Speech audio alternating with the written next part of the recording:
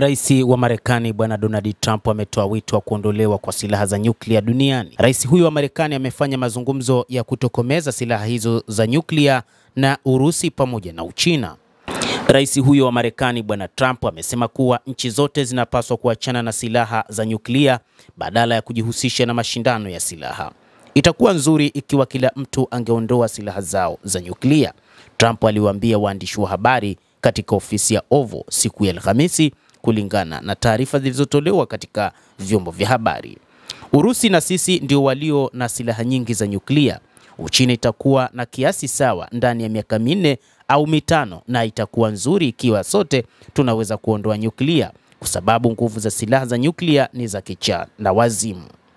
Ningependa sana kuanzisha mazungumzo haya, Trump aliongeza akisema kuondoa nyuklia itakuwa ni jambo la kushangaza sana, lakini tunapaswa kufanya hivyo. Mwezi uliopita Donald Trump alisema kuwa mashindano ya silaha za nyuklia yangekuwa ya ufujaji na kwamba Marekani haina sababu ya kuunda silaha mpya za nyuklia. Sote tunatumia pesa nyingi ambazo tunaweza kutumia kwa vitu vingine ambavyo kwa kweli kwa matumaini vinatija zaidi. Marekani imepeleka silaha zake za nyuklia zilizoboreshwa katika nchi za Ulaya, huku Urusi ikipeleka baadhi ya silaha zake za nyuklia kwa jirani yake Belarus. Matamshi hivi karibuni ya rais wa Marekani yanakuja huku kukiwa na mvutano kati ya Urusi na NATO pamoja na vita vya kibiashara vya Trump na Uchina. Hata hivyo, katika siku za hivi karibuni, baada ya Ufaransa kusema kwamba moja kati ya tishio ambalo wanakutana nalo ni la Urusi na kwamba watatumia silaha za nyuklia kujilinda wao binafsi kama Ulaya, lakini pia na hata kuilinda Ukraine, rais huyo wa Marekani akasema kwamba hakuna haja kutumia silaha hizo za kinyuklia na kwamba kila mtu anapaswa kuziondoa. Katika hotuba yake mapema wiki hii, rais wa Ufaransa Bwana Macron alitaja Urusi kuwa tishio kwa Ufaransa na Ulaya na akapendekeza Ufaransa inaweza kupanua mwavuli wake wa nyuklia kulinda nchi zingine wanachama wa EU na pamoja na Ukraine.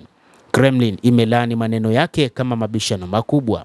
Wakati wa muhula wa kwanza wa Donald Trump madarakani, Marekani ilijiondoa kwenye mkataba wa kihistoria wa vikosi vya nyuklia vya masafa ya kati uliotiwa saini mwaka 1987 na Ronald Reagan na Mikhail Gorbachev. Urusi imelaani uondoaji huo na kukanusha shutuma za Washington kwamba ilikiuka makubaliano hayo kwa siri. Mnamo 2023 Urusi ilitangaza kupelekwa kwa silaha zake za nyuklia huko Belarus, ikitoa mifano na mvutano wa NATO.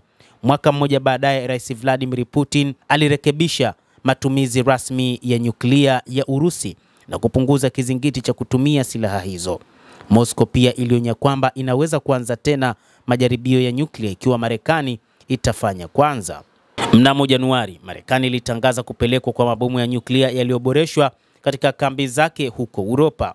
Na kulingana na ripoti za vyombo vya habari, Pentagon pia inapanga kuweka silaha za nyuklia nchini Uingereza. Urusi imezitaka nchi zote zenye nguvu za nyuklia kuchukua hatua kwa uwajibikaji. Hatujawahi kuanza majadiliano juu ya nini cha kufanya na silaha za nyuklia au kama zinaweza kutumika, waziri wa mambo ya kigeni wa Urusi Sergei Lavrov alisema mwezi Desemba, akielezea zaidi kwamba hakuwezi kuwa na mshindi katika vita vya nyuklia, ndio sababu haipaswi kutokea kamwe, alisema Bwana Lavrov wakati akizungumzia juu ya matumizi ya silaha hizi za nyuklia kwa mataifa ambayo yanazimiliki. Basi endelea kutufuatilia mtazamaji wa The World News, lakini usisahau kulike, usisahau kucomment na kusubscribe channel yetu hii. Mimi ni Adam Hussein, endelea kuwa nasi wakati wote uweze kujua mengi yanayojiri duniani.